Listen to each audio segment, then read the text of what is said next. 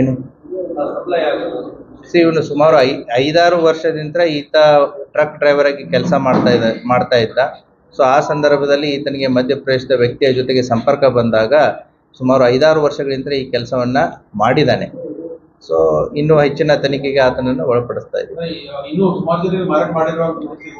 As of now so for investigation ದಲ್ಲಿ ಕಂಡು ಬಂದಿದ್ದು ಮಾಡಿದ್ದೀವಿ. ಇನ್ನೂ ಕೂಡ ಹೆಚ್ಚಿನ ತನಿಖೆ ನಡೀತಾ ಇದೆ.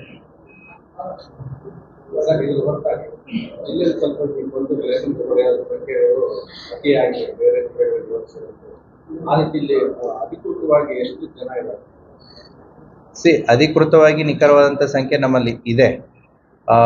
ಯಾಕೆ ಜಾಸ್ತಿ ಇರುತ್ತೆ ಅಂತಂದ್ರೆ ಕೃಷಿ ಪ್ರಧಾನವಾದಂಥ ಜಿಲ್ಲೆ ಇದ್ದಾಗ ಅಲ್ಲಿ ಹೆಚ್ಚಿರುತ್ತೆ. ಉದಾಹರಣೆಗೆ ಚಿಕ್ಕಮಂಗ್ಳೂರು ತಗೊಳ್ಳಿ, ಮಡಿಕೇರಿ ತಗೊಳ್ಳಿ, ಶಿವಮೊಗ್ಗ ತಗೊಳ್ಳಿ, ಎಲ್ಲಿ ಕೃಷಿ ಪ್ರಧಾನ ವ್ಯವಸ್ಥೆ ಇರುತ್ತೆ, ಕಾಡು ಪ್ರಾಣಿಗಳಿರ್ತವೆ.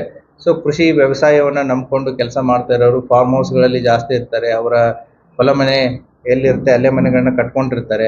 ಸೊ ಈ ಬಾರ್ಡರ್ ಏರಿಯಾಸ್ಗಳಿರ್ತವೆ. ಆ ಸಂದರ್ಭದಲ್ಲಿ ಈ ಆತ್ಮರಕ್ಷಣೆ ಆಗಿರ್ಬೋದು ಅಥವಾ ಕೃಷಿಗೋಸ್ಕರ ಆಗಿರ್ಬೋದು, ಕೃಷಿಯೇತರ ಈ ಕೃಷಿ ಚಟುವಟಿಕೆಗಳು ಏನು ಮಾಡ್ತಾ ಇರ್ತಾರೆ, ರೈತರು ಇಟ್ಕೊಳ್ಳೋದು ಒಂದು, ಪ್ರಾಣಿಗಳ ಹತ್ರ ಏನೋ ಬೆಳೆಗಳನ್ನ ಕಾಪಾಡೋದಕ್ಕೋಸ್ಕರ ಆಗಿರ್ಬೋದು ಇಟ್ಕೊಂಡಿರ್ತಾರೆ. ಲೈಸೆನ್ಸ್ ಯಾರು ತಗೊಂಡಿದ್ದಾರೆ ಅವ್ರದ್ದು ಸರ್ಟಿಫೈಡ್ ಟ್ರೈನಿಂಗ್ ಆಗಿರಬೇಕು, ಲೈಸೆನ್ಸ್ ಇರಬೇಕು. ಯಾವಾಗ ಲೈಸೆನ್ಸ್ ಮುಗಿಯುತ್ತೆ ಅದನ್ನ ವೆಲ್ ಇನ್ ಅಡ್ವಾನ್ಸ್ ರಿನ್ಯೂವಲ್ ಮಾಡ್ಕೋಬೇಕಾಗತ್ತೆ. ಸೊ ವ್ಯಕ್ತಿಗಳು ಸಾವಿಗೀಡಾಗಿದ್ರೆ ನೆಕ್ಸ್ಟ್ ಅವರ ಸಕ್ಸಸರ್ ಯಾರಿರ್ತಾರೆ ಅವ್ರಿಗೆ ಟ್ರಾನ್ಸ್ಫರ್ ಮಾಡ್ಕೋಬೇಕಾಗತ್ತೆ. ಫಿಸಿಕಲ್ ಫಿಟ್ನೆಸ್ ಇರಬೇಕಾಗತ್ತೆ.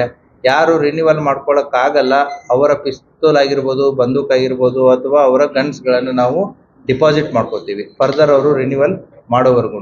ಅದೇ ರೀತಿ ಈ ಮುಖಾಂತರ ಜಿಲ್ಲೆಯಲ್ಲಿದ್ದಂಥ ಎಲ್ಲ ಏನು ಲೈಸೆನ್ಸ್ ಹೋಲ್ಡರ್ಸ್ಗಳಿಗೆ ಯಾರು ವೆಪನ್ಸ್ಗಳನ್ನ ಇಟ್ಕೊಂಡಿದ್ದಾರೆ, ಈಗಾಗಲೇ ತಮಗೆ ಗೊತ್ತಿದೆ, ಲೈಸೆನ್ಸ್ ಹೋಲ್ಡರ್ಸ್ಗಳು ಯಾರ್ದು ಲೈಸೆನ್ಸ್ ಮುಗಿಯೋಕ್ಕೆ ಬಂದಿದೆ ಅದನ್ನು ಆದಷ್ಟು ಬೇಗ ರಿನ್ಯೂವಲ್ ಮಾಡಿಸ್ಕೊಳ್ಳಿ.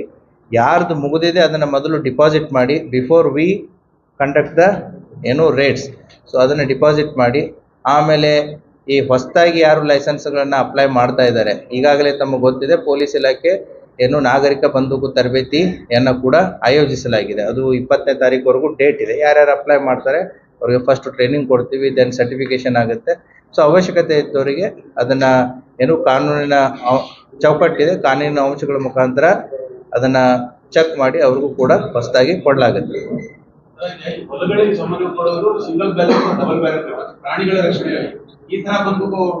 ಇದು ಅಕ್ರಮ ಅಲ್ವಾ?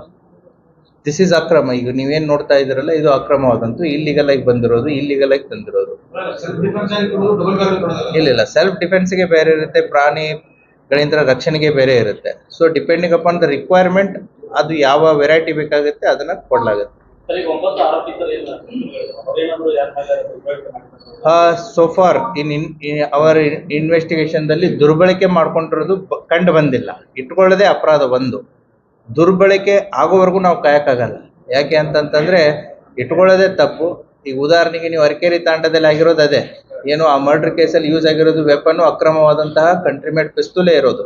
ಸೊ ಆದ್ದರಿಂದ ಜನರಿಗೆ ನಿಮ್ಮ ಮುಖಾಂತರ ಹೇಳೋದೇನು ಅಂತಂತಂದ್ರೆ ಈ ರೀತಿಯಾಗಿ ಇಟ್ಕೊಳ್ಳೋದು ಕಾನೂನು ಬಾಹಿರ, ಕಾನೂನಿಗೆ ವಿರೋಧ, ಮತ್ತೆ ಅವರ ಮಾಹಿತಿಗಳನ್ನು ಕೂಡ ಕಲೆ ಆಗ್ತಾ ಇದೆ. ಪೊಲೀಸ್ ಇಲಾಖೆ ಅವ್ರ ಮೇಲೂ ಕೂಡ ಆದಷ್ಟು ಬೇಗ ಅವ್ರ ಮೇಲೂ ಕೂಡ ಕ್ರಮವನ್ನ ಕೈಗೊಳ್ಳಲಾಗ್ತದೆ. Thank you. Thank you.